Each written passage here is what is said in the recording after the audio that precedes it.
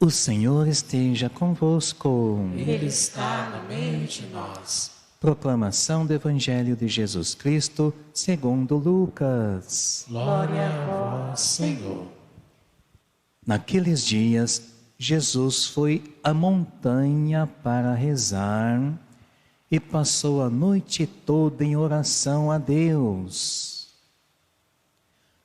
Ao amanhecer, chamou seus discípulos e escolheu 12 dentre eles, aos quais deu o nome de apóstolos: Simão, a quem impôs o nome de Pedro, e seu irmão André, Tiago e João, Filipe e Bartolomeu, Mateus e Tomé, Tiago, filho de Alfeu, e Simão, chamado Zelota, Judas, filho de Tiago, e Judas Iscariotes, aquele que se tornou traidor.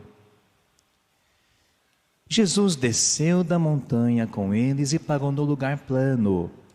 Ali estavam muitos dos seus discípulos e grande multidão de gente de toda a Judéia e Jerusalém, do litoral de Tiro e Sidônia. Vieram para ouvir Jesus e serem curados de suas doenças. E aqueles que estavam atormentados por espíritos maus também foram curados. A multidão toda procurava tocar em Jesus, porque uma força saía dele e curava a todos. Palavra da salvação. Glória a vós, Senhor.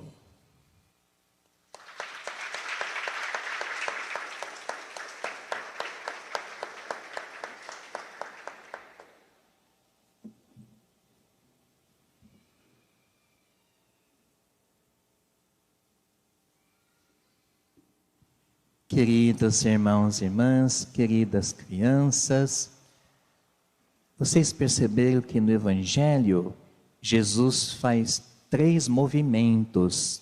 Eu vou resumir o Evangelho e no final da mensagem de hoje, tá bem? Vamos entender o Evangelho primeiro. Jesus faz 3 movimentos. Primeiro movimento que Jesus faz, ele sobe até a montanha e passa a noite toda em oração a Deus, só rezando a noite toda. Então aqui nós temos oração, tá bom? No segundo movimento, o que Jesus faz? De manhãzinha ao amanhecer, ele toma uma decisão muito importante na sua vida. É a decisão, ele escolhe os 12 discípulos, tá bem? E por último, no fim do Evangelho, depois de escolher os 2 discípulos, aí ele sai para o trabalho, para a missão. Começa na planície, curar a multidão de doentes e possessos, tá bom? Só que ele fica cansado. O Evangelho diz que uma força saía dele. Então, nossa missão, nosso trabalho de cristão também desgasta. Então, resumindo o Evangelho, ficou assim, ó. Nós precisamos de oração, porque no nosso trabalho e missão a gente desgasta. Então vamos recuperar com a oração. Depois, o que a vida nos traz? No dia a dia, a gente está sempre diante de tomada de decisões e escolhas ao longo do dia, tá bom? As decisões nossas. Então tem que rezar antes de tomar a decisão. E depois de tomar as decisões e escolhas da nossa vida, a gente sai para a nossa vida de trabalho, a missão como cristão, e assim por diante.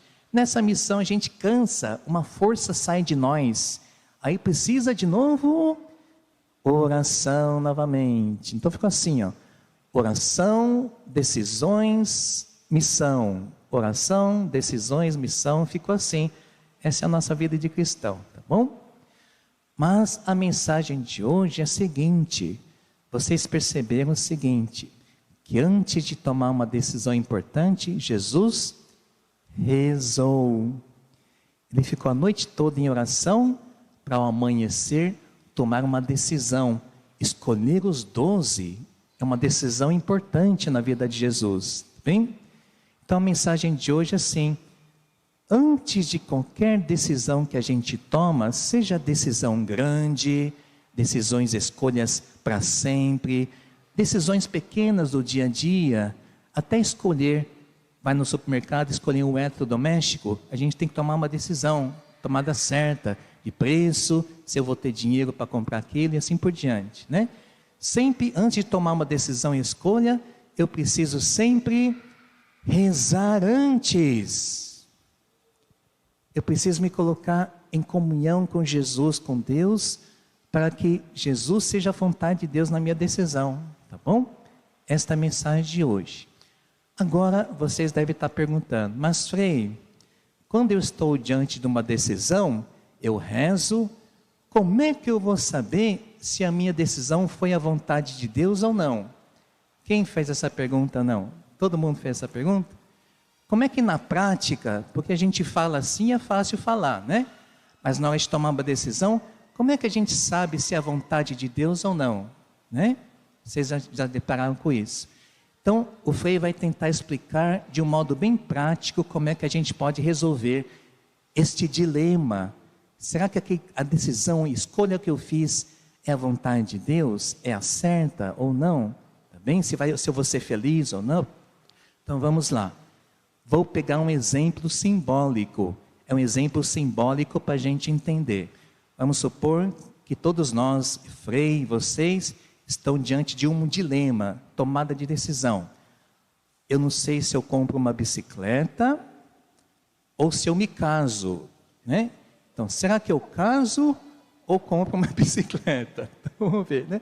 Vocês já fizeram essa questão, não?